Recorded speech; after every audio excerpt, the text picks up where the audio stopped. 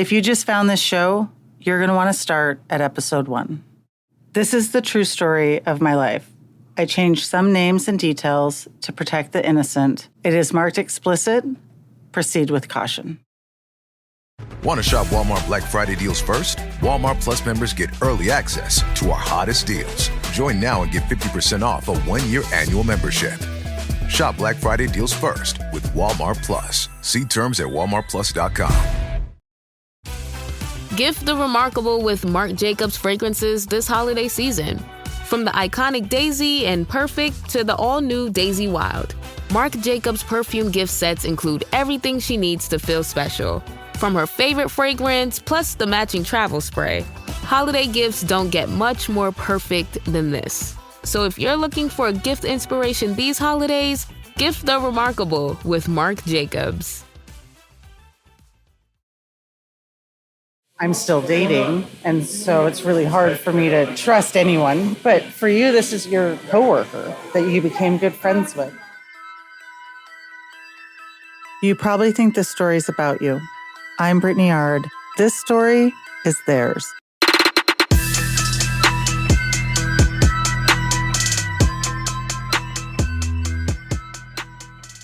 Sarah and Kanon worked together for about 2 years. At the beginning of our relationship, they were still very close.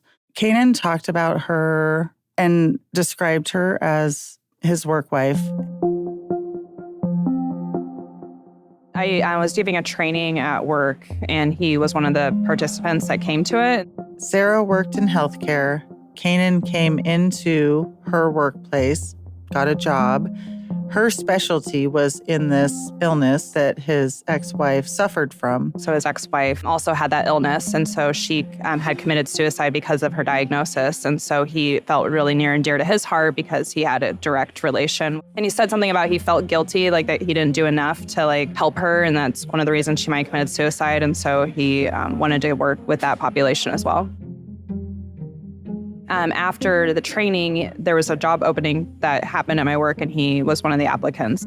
Sarah was one of the people that originally interviewed him when he got the position. He actually told me that the reason that he wanted to work for because of the training that I did, that he thought it was so moving and that I was so vulnerable and honest with how my own trauma and everything, and that he really liked that, and he really wanted to work with somebody like me. And so that was what motivated him to apply for that position. He brought up how strong of a person he thought I was, and how I've been through so much, and how amazing that was, and how amazing it is that I'm all these things, and really validated that trauma, and told me that he just thought I was doing so well with everything I've been through, and that he really loved how I didn't use it as a negative thing, but how I made positives out of it, and Kanon did this with all of the women. He would hone in and make them feel very secure around the issues that they had in their past. He always validated how I felt and what I was going through. One of the things that was really unique about our jobs is we had to work directly with each other, and we traveled with each other. The 3 months that we were traveling with each other, we had 30 overnights. And so we'd go out to bars together and get dinner together. First impressions, I thought he was a really charming, great person. He's very charismatic. He's super friendly, very talkative, and I found him funny, and he seemed really genuine. I really enjoyed being around him. I was able to be 100% myself around him, and I felt seen and validated, and just I'm married, I have a husband, and I felt like he saw me more than my husband did. I was able to just be my authentic self and be appreciated for that. And it was really refreshing, and it was really nice to have a friendship like that. Yeah, I think that's a superpower. It was really intoxicating to have somebody that is paying attention to not just your presence, but your emotional needs and your physical needs and your mental needs. He told me that I was his best friend. He told me that when he gets married, I'd be the best man at his wedding. Other women did not like working with him. There was at least 2 other women that felt really uncomfortable like him, and that he didn't like women. I defended him to them because I had such a different experience with him, that I was no, I swear, he's really great. He's really nice. You just talk to him about it, and these women had challenged him on things, and they felt like he was kind of like a bully or that he was being manipulative. And I defended him tooth and nail, like would not allow them to say something bad about my best friend, basically. They became very close, very fast, and he definitely manipulated that situation so that he could get the job and maintain this illusion that he was capable of doing that job. There was a few things that, like, as we worked together that I realized he lied about, that he had experience in, which he didn't have experience. And so when I would, like, call him out on it, he'd kind of deflect a little bit. I think that's one of the things that led to what happened with him and I, because he realized I knew the truth about him. And he was scared that I was going to mess up his thing. I feel like a lot of people came to me to complain because they knew how close we were, so they thought that I could, like, help. I had a lot of coworkers that would complain to me about not doing his portion of things. Once I started bringing up concerns about, like, that kind of stuff to him, he, like, turned on me really quick. I started having some issues with our manager, and he was telling me about the things that she was saying about me. He was telling me that she was asking for information about me, that she was concerned I wasn't doing my job. So he would be like, it's driving me crazy because she keeps asking all these questions about you, and was always telling me that, like, she had this problem. He was my confidant in that situation. Then we were supposed to go on a site visit. Part of their job required them having to visit clinics around the area. And a couple days before the site visit, he was doing something wrong at work. Kanon had told them that he had experience with certain software necessary for them to complete their work. And it became very clear to Sarah that he had no idea what he was doing. As soon as she talked to him about getting training on it, he became very defensive, lashed back. And that's when things really took a turn in their relationship. He was one of my references for a promotion I was supposed to be getting. He totally botched that for me. And so when it came back, they said that because I didn't get along with the people I work with, that I have to work closely with, that they're going to have to move me to a different position, which is completely out of my scope. My whole career has been around this illness that I worked with, and they put me somewhere completely not that. Suddenly, I found out that he had been making up lies to me to my manager, and actually, she never was having an issue with me. He was trying to pin us against each other. Sarah ended up filing a complaint against him with HR. I asked to see the report, and then all these lies are on there, and I could not believe it. He once slapped my ass at a bar, and I yelled at him, predator. Like, I was a little drunk, but I was like, predator. I was like, do not do that. And he's like, whoa, whoa, whoa. And so he would say that I would constantly make scenes and make him uncomfortable. And so I reached out to him over text message. I was like, I can't believe that you would say all these things about me. There was one instance where he says that I berated him the entire drive home because he rejected me sexually. And so I berated him the whole way home. And that was on that trip, he exposed himself to me. He dropped his pants and showed me everything. When we stopped at this river for, like, he was peeing, he says, but he completely to his ankles dropped his pants. And I was like, whoa, and went back and sat in the car. And then I was like, when he got in my car, I was like, what were you doing? He's like, oh, I just think it's funny. I need to suck my dick. And I was like, oh, you can't be doing that. Set a very clear boundary with them. So I said, this is what happened that day. And so my work was like, oh, well, he committed a crime. Like, that's a sexual harassment. They forced me to file a sexual harassment complaint, which I was hesitant to do because I've been not believed in the past about things like this. But I did it. I gave everything that I had as proof of it. They came back and said that I made it all up and that I was just retaliating against him because of the information that he gave about my job. He now has my old job. There's information that you've provided to your work that says that the stuff that he told in his interview was a lie. His work history, not just his personal, but his actual work history is a lie. And they just disregarded all of that. I showed people, like, the proof. 2 people that currently still work with him file complaints against him about lying about that, because it says if you lie during your interview, you're subject to termination, and they did nothing with it. Aside from the different versions we have of his wife's death, we all have different timelines of when she died.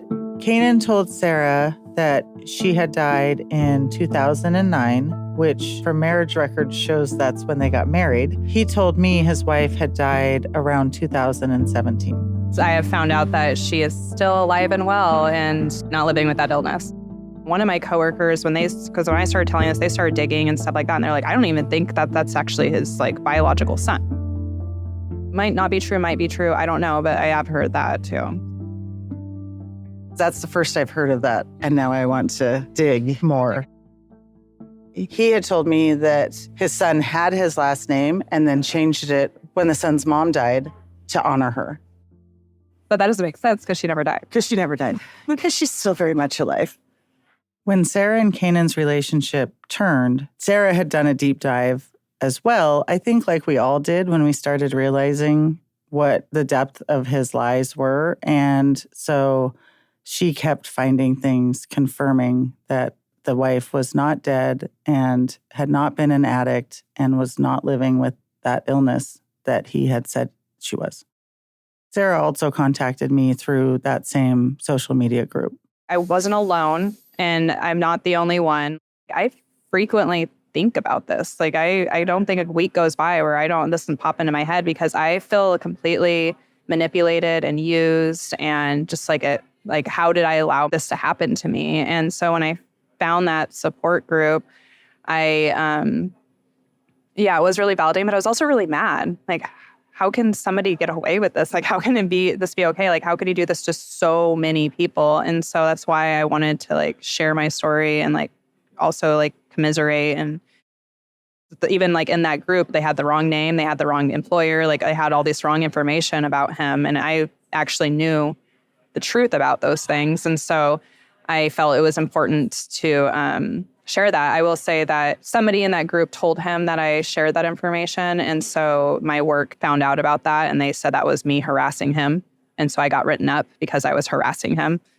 Coming out of a relationship with someone like this, you have to accept that pretty much everything, every conversation was a lie.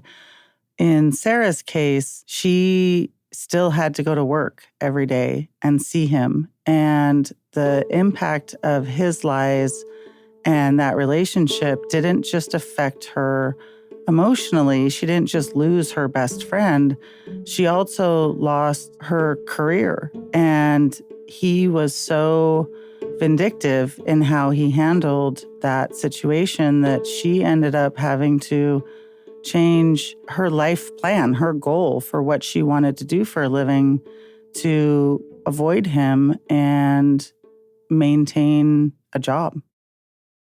I want to take a minute and talk about hormone harmony. It isn't just for menopause, even though I was thrown into that last year. Finding a product that helps regulate my symptoms has been so crucial. Whether it's hot flashes, night sweats, or those racing thoughts and low moods, I've been able to use Hormone Harmony to help me feel like myself again. This isn't just a product for somebody that's going through menopause. It can help you at any stage in your life to help maintain optimal hormone levels. I also love Happy Mammoth's Complete Gut Repair. With the Complete Gut Repair, when I'm traveling, I can make sure that I continue to feel like myself, even with the time zone changes and dysregulation to my sleep. For a limited time, you can get 15% off your entire first order at happymammoth.com. using the code YouProbably at checkout. That's happymammoth.com with the code YouProbably.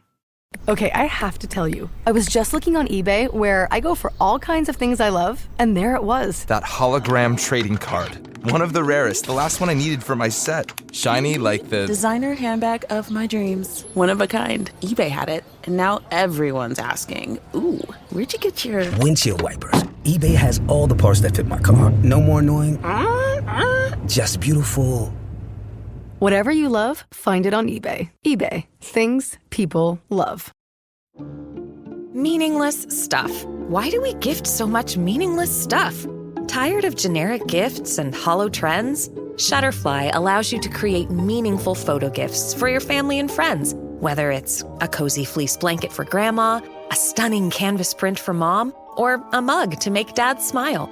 Enjoy 40% off with code MAKE40 at Shutterfly.com and make something meaningful this year. See site for more details.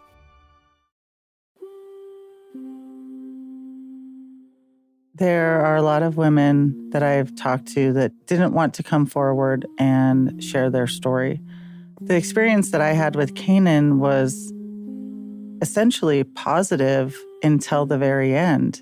There are a few of the women whose experiences were not, and the relationships that they had with him included anger and fighting and manipulation on such a grand scale that it took them a long time to figure out how to move forward in their lives.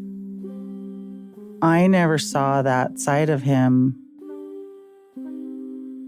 My daughter, Brianna, and I have been rehashing and catching up on all of the stories that we've heard over the last year and a half. Because we work out at the gym 3 days a week, and it's first thing in the morning, it always seemed that every time I would come in, there was always something new coming out, and it was my new episode every time I showed up at the gym. Did I learn something else that happened the last night or in the last couple days? Every time we thought we had a handle on what we were dealing with, something new would come up. There was always another rock to be overturned and something happening. So the most recent woman that contacted me was Kanon's oldest relationship that we've learned about. Oh, yeah, I remember this one. He was living with a woman and totally involved with her family and all the roots, all the ties. They were planning their future together. She ended up getting pregnant, and he was traveling back and forth to work. Yeah. After she got pregnant, a woman from San Diego contacted her and said that she was pregnant with twins of Kanon's. Not the best time to find that out. Kanon has also told almost all of the women that he has a vasectomy, and he still keeps impregnating women all around the country. So the fact that her getting pregnant was already crazy, and now there's 3 babies. Seems like someone's lying here. Yeah, which I still don't know if he really did have a vasectomy. Like, you could have had a little brother or sister. Another one. Oh, great. I need more brothers. Yeah. I could have maybe given you a little sister. The woman in San Diego ended up getting an abortion because Kanon had talked her into it. The girlfriend that I talked to ended up miscarrying because of the stress. You just had an idea that you might have a family with someone that now your entire future is gone. And so she had a miscarriage, and it's been a lot of years. Thankfully, she's healed and moved on and sounded great when I talked to her, but that was a rough one. The first one that had proof and had sex with him and had sort of all the receipts. All of the things that made it very obvious what was going on. Because she was the first one to comment, he was in my bed last week.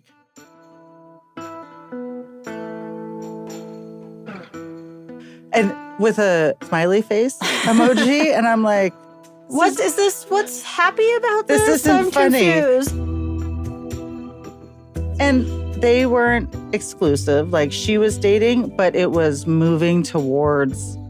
Felt like it was moving forward, not. He was like, as soon as football is over, it's then I'll have more time and we can really date. But she's the one who he went on a date with after he dropped me off from the road trip. Oh, yeah. So he was like texting her while he was with you. Yeah. They first started talking on the app in August. So they had been talking online for like a month or 2 months before they planned a date.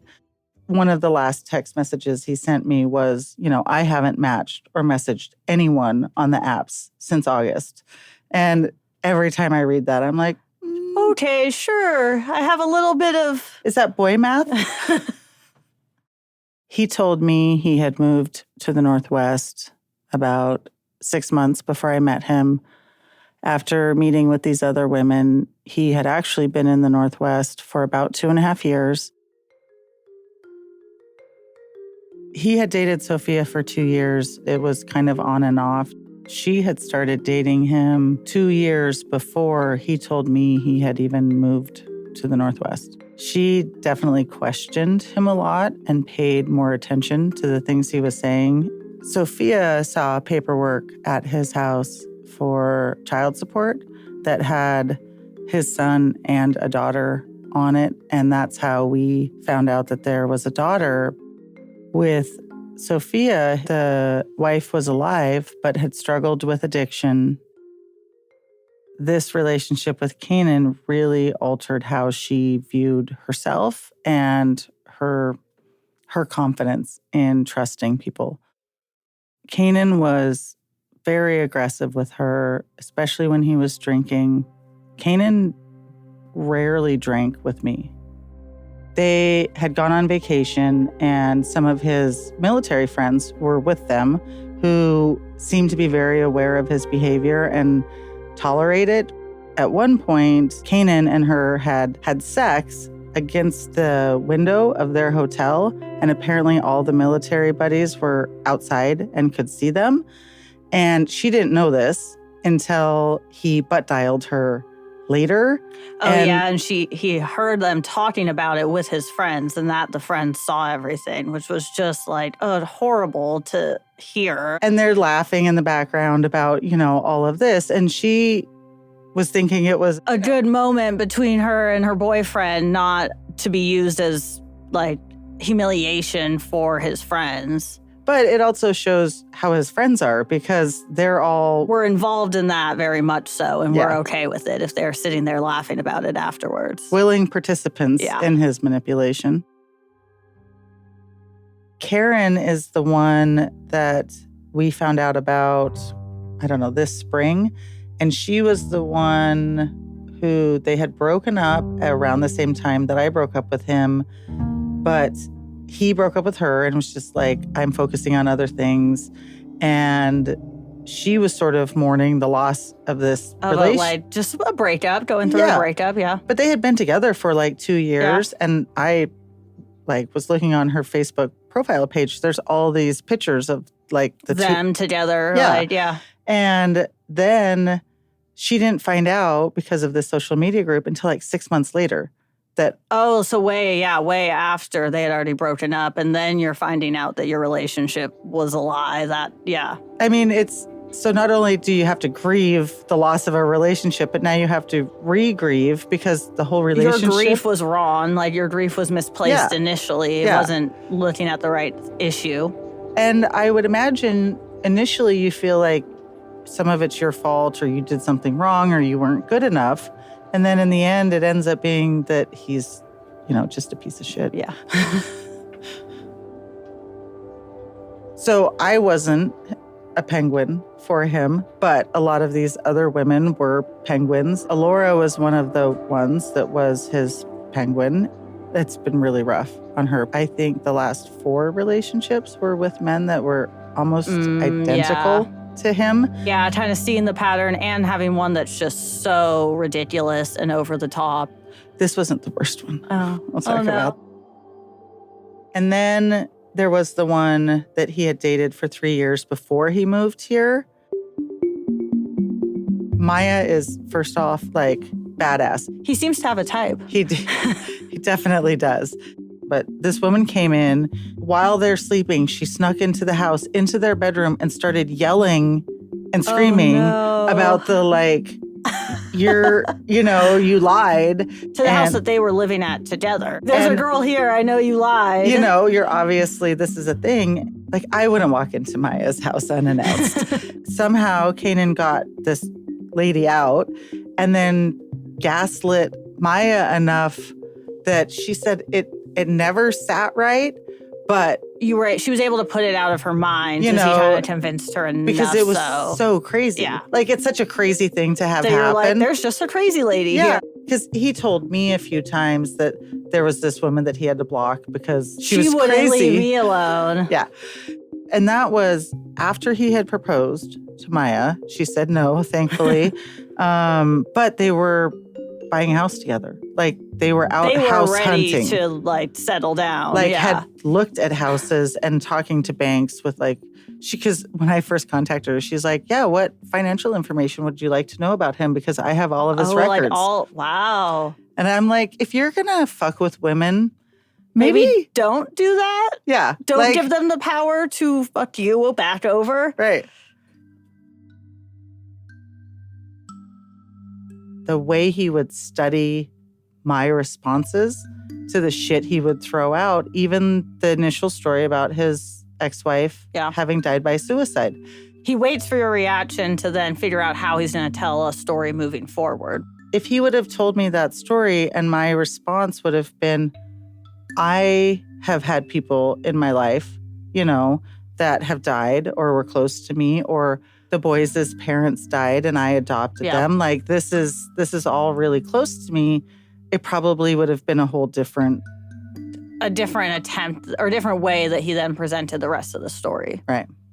Which is probably why every woman has a slightly different version of the story, is because it's more about what he thinks they'll react better to. Well, it's perfectly tailored to each person. Who they are. Yeah. I mean, he is really good at reading people and then tailoring himself to fit within what you need. Yeah. Not all of these women were dating him at the same time I was. Some of these women were past relationships, and it's been now a decade of women that I've talked to that all have the same experiences.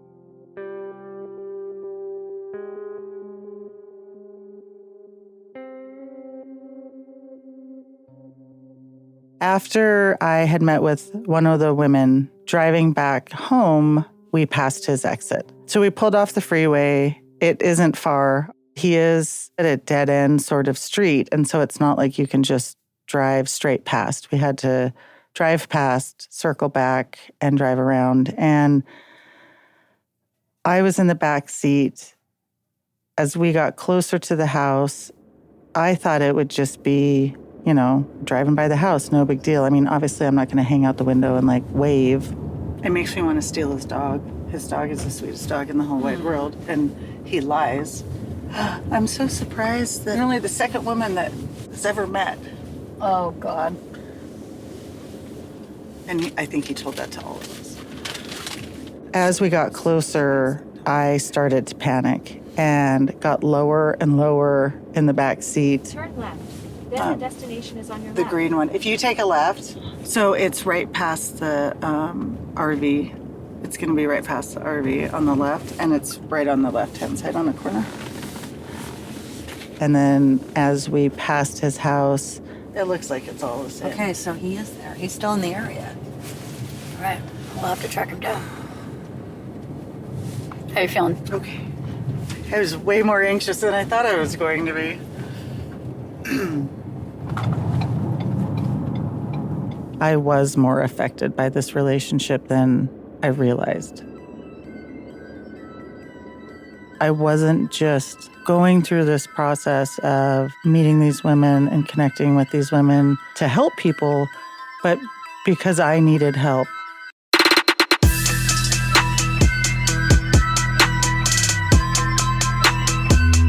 You probably think the Stories About You is a production of Large Media. That's LARJ Media. Our executive producer is Brittany Ard. Our showrunner is Sid Gladue. Creative direction by Tina Knoll. Our associate producer is Kareen Kiltow. Sound engineering by Chris Young and Sean Simmons. Graphic design by Najella Sharma. Opening theme by Youth Star and Miscellaneous. If you want to know more about Brit, follow her on social media. You can find her at brittany.ard on all platforms. If you like what we're doing, don't forget to hit that follow button wherever you're listening to this podcast right now. And also, give us a rate or review on Apple Podcasts or Spotify.